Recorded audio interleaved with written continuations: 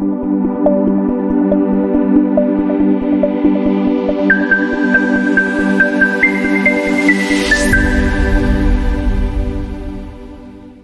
concern regarding the use of social media, so unless appropriate privacy tools and settings made available by the platform are properly utilized, take note that all personal data posted on social media are considered public by nature.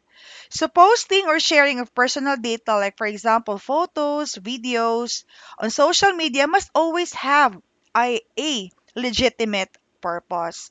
Such purpose, along with the type of personal data involved, often determines whether or not the consent of affected data subjects is necessary prior to such posting or sharing. So, even when posting of personal data is determined to be allowed, the numerous risks inherent in social media platforms should still be properly appreciated. Adherence to the principles of legitimate purpose and proportionality is encouraged at all times. Now, it must be carried out using only authorized or official, like the posting of personal data must be carried out using only authorized or official social media accounts of the educational institution or any of its units or offices. There should be appropriate rules or protocols governing the use of these official accounts. Now, if personal data is posted on social media as a course requirement, the lifespan of such data usually coincides with that of the course. Thus, once the course has concluded, it means the lifespan of the data will have also elapsed. It must then be removed or deleted unless there is some other lawful basis for keeping it online. And if personnel of an educational institution have collected personal data in their official capacity, and or during an official activity, such data must not be used for personal purposes or reasons. Therefore, the posting of such data using personal social media accounts may be a violation of the educational institution's social media policy, if any, and could merit disciplinary action. On the other hand, if they have collected personal data in their individual or personal capacity, but then decide to use it for work related purposes, they should first ask permission from the affected data subjects in accordance with the principles of fairness and transparency.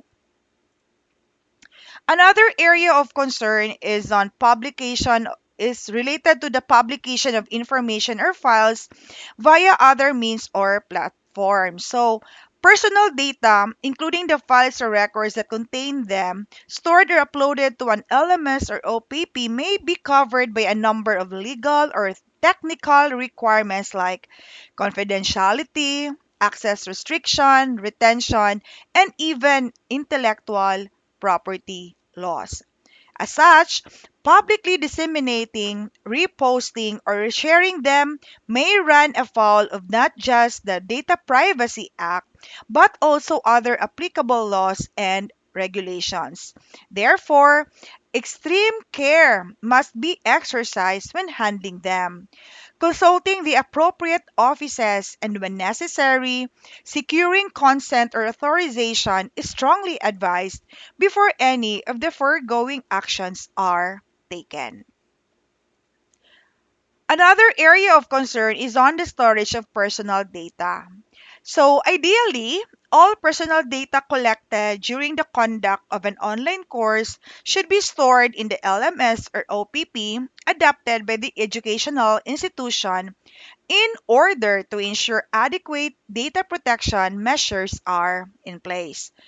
If they will be collected outside of the LMS or OPP, proper data protection and data governance policies should be developed for such purpose. These policies should preserve the confidentiality, integrity, and availability of the data. Storing of personal data collected as part of the conduct of a class in a personal account or device should be avoided or at least kept to a minimum in order to minimize the risk of unauthorized use or access. Official educational institution accounts typically include access to official storage facilities. So, personal data collected via these official activities should be kept in such facilities so that they stay within the official work environment of the concerned institution. Unless some other lawful basis for their continued retention exists, personal data should be disposed of securely when the declared purpose for its collection and processing is no longer valid.